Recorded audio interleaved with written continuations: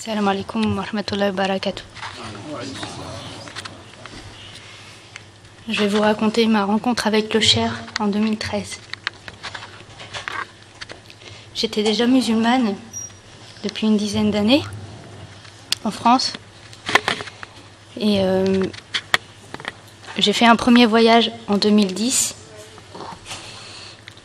J'ai visité Touba, j'ai visité les tariqas Tijaniya, Mouridiya. Je suis rentrée en France et ça me manquait. Du coup, je me suis rapprochée des daïras. J'ai cherché une daïra à Rennes. J'ai commencé à lire les Rasaïd, à comprendre la vie de Cheikh Ahmadou Bamba, à comprendre les traductions. Et chaque année, je repartais au Sénégal.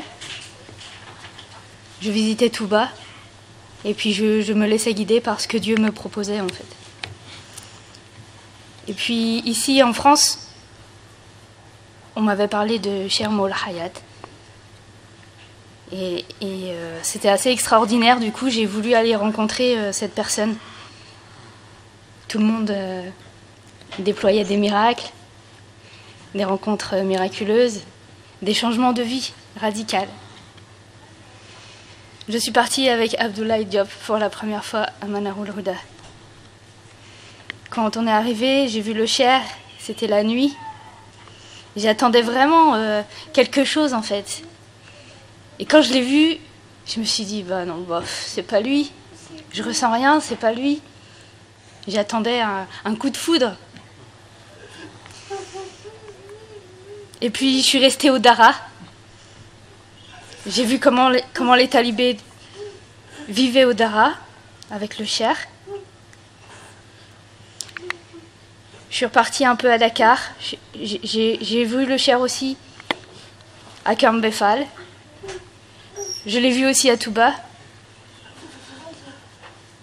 Et puis je suis repartie à Manarou avant de rentrer en France.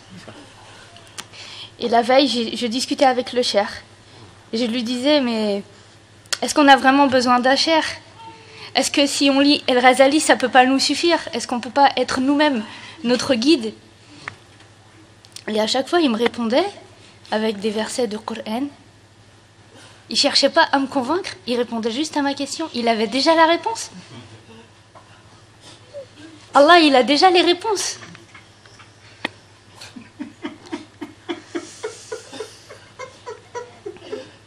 Et du coup, à la fin de la discussion, j'avais plus de questions. Et j'ai regardé le Cheikh, je lui ai dit, je sais que tu sais que je vais venir. Parce que quand le haqq elle arrive, tu peux partir te cacher nulle part. Allah, il sait que tu connais le haqq, c'est fini. Je suis rentrée dans ma chambre, j'ai fait mes ablutions, j'ai fait 2 rakas. J'ai demandé à Allah subhanahu wa ta'ala, si c'est mon Cheikh, donne-moi un signe. J'ai dormi. J'ai rêvé que le Cheikh il me rendait visite en France. J'ai rêvé qu'il venait me voir à mon travail, où j'animais des ateliers pour les enfants.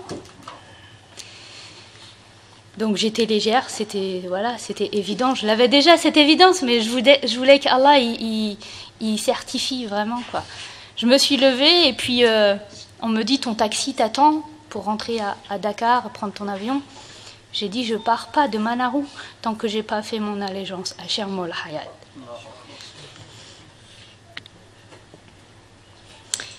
On est en 2018.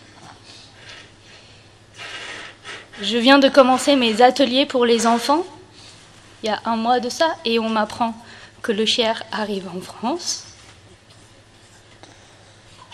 Et là, je me suis dit, mais j'ai jamais eu de rêve dans ma vie. Et là, il est en train de réaliser un rêve que j'avais même pas imaginé. Je lui présente mes enfants. Ça fait 5 ans que je parle à mes enfants de le Cheikh nous conseille ceci, le Cheikh nous conseille cela. Le Cheikh a fait un wartan. Je connais pas tous les wartans que vous écoutez parce que je comprends pas Wolof. Quand j'appelle le Cheikh, ça dure 41 secondes. Je connais quelques mots, je connais Mandou, Rafetal, Mouni. Même avec ces 3 mots, tu peux te contenter de ça pour toute ta vie, à travailler. Le cher, il n'a pas une recette magique. Il te donne la corde qui te tient à Allah subhanahu wa ta'ala. Accroche cette corde avec tes wirds, avec ton Coran, avec la lecture de Nour Dareni.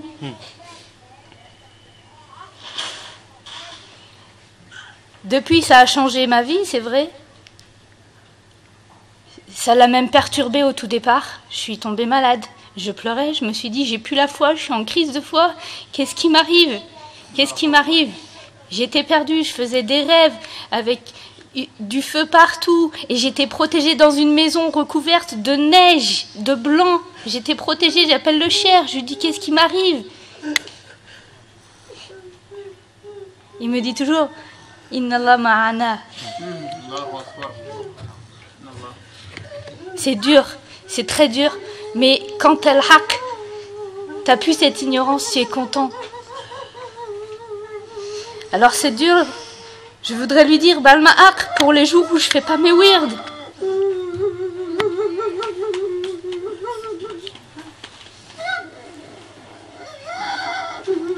Balma haq de pas respecter tout ce qu'il nous dit, parce que c'est difficile. Parce qu'on est pris dans la dunya, dans le stress. Et Inch'Allah qu'on se rappelle toujours entre nous. L'islam, il nous donne les sahaba, mais quand on est dans la famille de Moul Hayat, on a aussi des sahaba entre nous. On se fait le rappel. Quand je vais pas bien, j'appelle un boko talibé. Il me rappelle ce que le cher a dit. Et ça va, et ça repart, et on se renforce, et on continue, et on s'accroche. Il n'y a pas de choses nouvelles. C'est toujours les mêmes choses, il faut faire.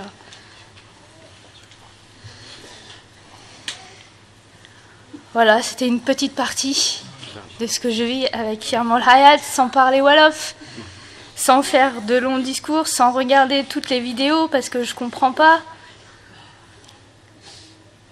On n'est plus dans la culture, on est dans l'islam, on est dans l'universel, on est dans les cœurs. Diradief, cher Moul Hayat, je profite de ce jour pour renouveler mon allégeance. Diradief, salam alaikum wa rahmatullahi wa barakatuh.